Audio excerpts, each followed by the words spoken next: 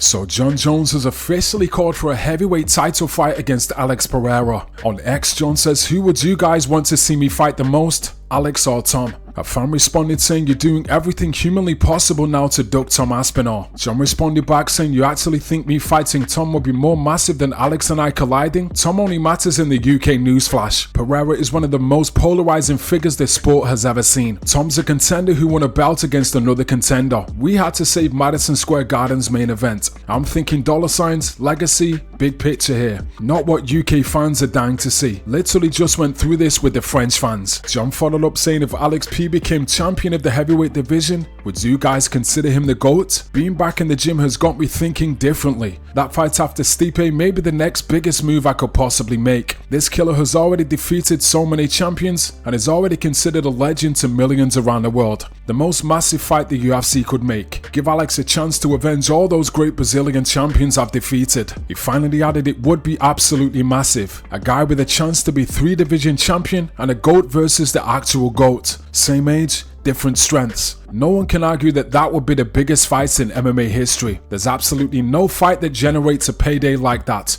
Marketing would be insane. So what do you think about Jon's comments? Do you think Jon versus Alex Pereira would be a bigger fight than Jon versus Tom Aspinall? Give me your thoughts in the comments. Let me know what you think. For the next story, yesterday Michael Venom Page met Khamzat Chimaev for the first time in Abu Dhabi. MVP and Khamzat trained together at TK MMA. MVP also attended Khamzat's 30th birthday celebration. Very nice.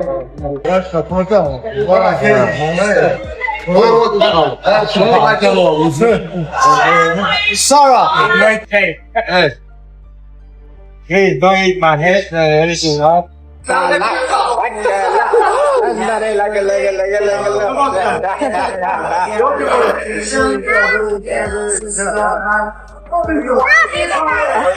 birthday to you.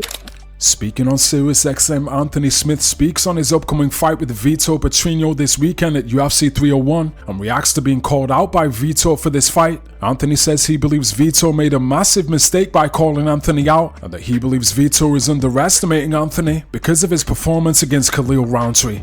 I feel like you're probably in the top 2 or 3 fighters, active fighters who get called out on a regular basis. And do you feel that it's something about either A, like your style, your personality, or is it because you have a target on your back? Being an analyst, being that you're in front of the camera all the time, they kind of see that as a bigger opportunity where they can kind of piggyback off for what you've done for yourself? Yeah, I think that's a lot of it is the name. And listen, there's some recency bias to it too. Like if you go back and you look at the Khalil Roundtree fight and then you look at my name recognition and how popular I am, I'm a large jump from Tyson Pedro. What I don't think he's accounting for is I'm a large jump from Tyson Pedro in terms of skill set and danger factor as well. But I get it. Like I'm offended by it, like extremely offended by it. But I don't believe that he was. I think that he meant to make it a respectful call out. But the reason that he chose me is what I take as disrespect. So it's a me thing. This isn't a him thing. To like put this into terms, like. I fought Ryan Spann on August 26th in Singapore. I didn't train. I lied to everybody. I didn't train one time from August 26th until they called me on like 9 days notice to fight Khalil. I fought Khalil Roundtree completely off the couch. So to use that as your barometer on where you think my skill set is and where you think my speed and my reaction time and my adjustment to a southpaw is a disservice to yourself. Like you need to look deeper into the tape if that's what you're going to do. That's a man who now finds himself in a #1 contender fight with the former champion Jamal Hill, and who has all the abilities in the world and skills to win if that fight goes his way. So I fought pretty fucking close with a guy who's about to be in a #1 contender fight off the couch. Only training sessions I had for that fight were to make weight. I was 237 pounds when they called. So in 9 days I got to 205, and then fought the next day. So like. There's a different, like whatever the fucking story he thinks that he's reading and he sees is not reality. For the final story, speaking with Kevin Ioli of Yahoo Sports, Ali Abelaziz responds to the rumors of Kayla Harrison struggling to make 135 pounds. Ali says Kayla is a disciplined Olympic champion, has a great team around her and can make the weight no problem. Ali also says he believes Kayla will rejuvenate the women's bantamweight division and become the greatest female champion in UFC history. You can find the full interview on Kevin Ioli's YouTube channel. I'll also leave a link in the description of this video. Let's talk about a former PFL fighter now you have that you kind of shocked people when Kayla Harrison signed with the UFC. I don't think anybody saw that coming. And then all of a sudden the big news breaks that Kayla Harrison has signed with the UFC. The bigger shock to me was that she's fighting a 135. I know they don't have a 145 class anymore, but I saw Kayla interviewed by Mike Bond the other day, and she looked like she had lost a lot of weight already. And Kayla was a big, strong girl. I wonder if she can safely make 135. That's the best thing overall for her life as an individual. Losing all this extra weight, feeling good about yourself, looking great. You know, she looked like amazingly and healthier, right?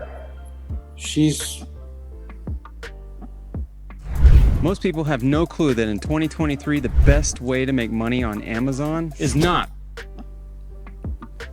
close to weight. She's not far from it. Is she cutting muscle to get to you know, if you're cutting muscle, that tells me that's not so good. Listen, she have a lot of muscles. And people lose weight, water inside the muscle. People who's muscular, it's a lot easier to lose weight than people who have fat, right? She have a great team around her. She got a great team around her. Mike Brown, Pena, a lot of other people. Don't worry about her weight. Everybody using her weight as an excuse to not fight her or not gonna fight if she miss weight, whatever. At the end of the day, she's a two-time Olympic champion, two-time PFL champion, never miss weight. Make 145 doing COVID in her room. You know what I'm saying? Like she will make weight, and at the end of the day, listen, tune in. She will be one of the biggest stars. She does what she have to do against Holly Holm. She's very tough, very seasonal. She go there and smash her. She get a title shot. She become a UFC champion. We have a Ronda Rousey on steroid. This is what we have. So anyway, that's going to wrap it up for today's video. If you enjoyed the content, please like this video and subscribe for more MMA news.